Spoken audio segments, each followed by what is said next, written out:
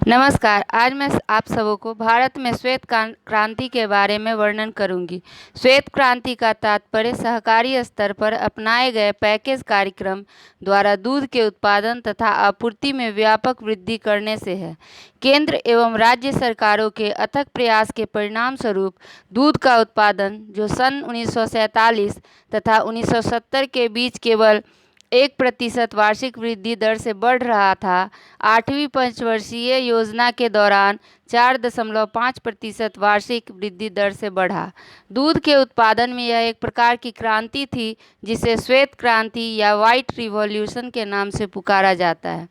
राष्ट्रीय डेयरी विकास कार्यक्रम के अंतर्गत सन 1970 में ऑपरेशन फ्लड फर्स्ट शुरू किया गया, यह कार्यक्रम 10 राज्यों में शुरू किया गया, जिसके अंतर्गत 17 फीडर डेयरियां स्थापित की गई।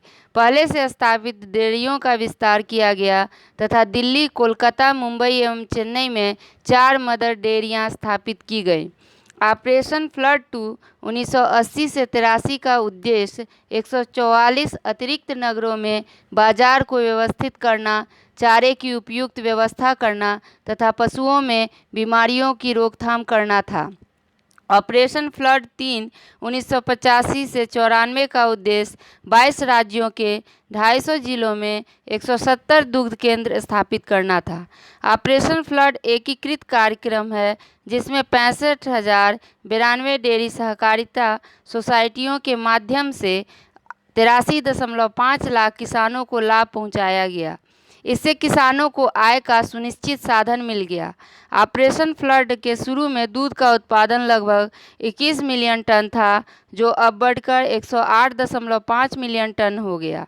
सन 2003-04 में केंद्र द्वारा प्रायोजित एक नई योजना आरंभ की गई, जिसका मुख्य उद्देश्य ग्राम स्तर पर कच्चे दूध की गुणवत्ता को सुधारना था।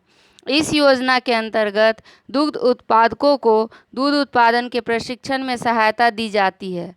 भारत में दूध के संदर्भ में श्वेत क्रांति का वही महत्व है जो कृषि के संदर्भ में हरित क्रांति का है। श्वेत क्रांति की महत्वपूर्ण उपलब्धियां निम्नलिखित हैं।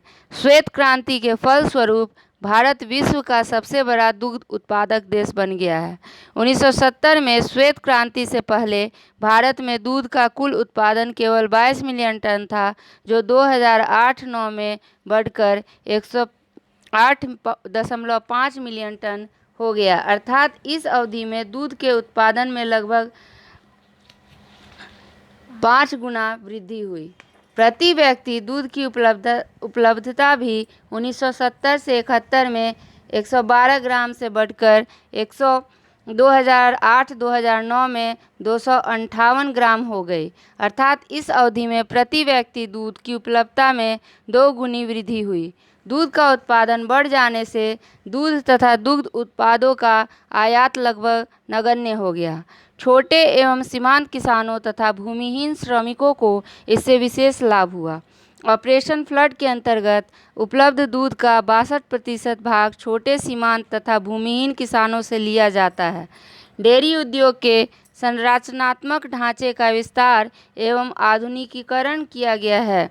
दूध उत्पादन के क्षेत्रीय मौसमी असंतुलन को दूर करने के लिए मिल्क ग्रिड को स्थापित किया गया है और इसे सुचारू रूप से चलाया जा रहा है। ऑपरेशन फ्लड की सफलता के लिए गुजरात के आनंद, मेहसाना तथा पालनपुर में शोध केंद्र स्थापित किए गए हैं। इसके अतिरिक्त सिलीगुड़ी, जालंधर तथा इरोड़ में से क्षेत्रीय केंद्रों की स्थापना की गई है। फरवरी 2006 में पशुधन बीमा योजना शुरू की गई है, जिसके अंतर्गत पशुओं की आकस्मिक मृत्यु होने पर किसान की क्षतिपूर्ति की जाती है। दुधारू पशुओं का आनुवंशिक सुधार संकर प्रजनन द्वारा संभव हो सका है। जहां श्वेत क्रांति के अंतर्गत भारत ने दुग्ध उत्पादन में इतनी उन्नति की है, वहीं पर इसे कुछ समस्याओं का भी सामना करना पड़ता है। दूर दराज क्षेत्रों में स्थित लघु जोतों तथा बिखरे हुए दुग्ध उत्पादक क्षेत्रों से दूध एकत्रित करना तथा उसे संग्रहण केंद्रों तक लाना कठिन एवं महंगा कार्य है। इससे दुग्ध उत्पादकों को उचित मूल्य नहीं मिलते और उपभोक्ताओं को उच्च दाम पर दूध खरीदना पड़ता है। गाँव में दुधारू पशुओं को अस्वस्थ वातावरण में रखा जाता है, जिससे उनके दूध की मात्रा एवं गुणवत्ता पर प्रतिकूल प्रभाव पड़ता है। दुधारू पशुओं की कुछ नस्लें तो अच्छी हैं, परंतु अधिकांश नस्लें निम्न स्तर की हैं। पशुओं के नस्ल सुधार की ओर विशेष ध्यान देना चाहिए।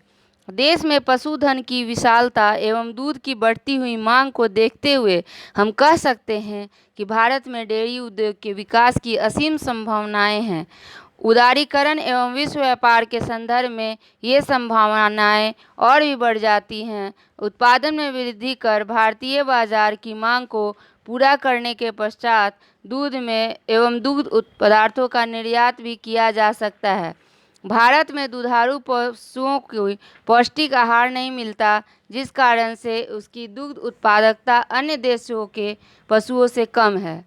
पशुओं को संतुलित आहार खिलाकर उनकी दूध उत्पादकता को लगभग 3 गुना किया जा सकता है।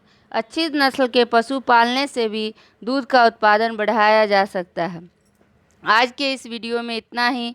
अगर आपको ये वीडियो पसंद आया तो चैनल को सब्सक्राइब तथा वीडियो को लाइक करना नहीं भूलिएगा। धन्यवाद।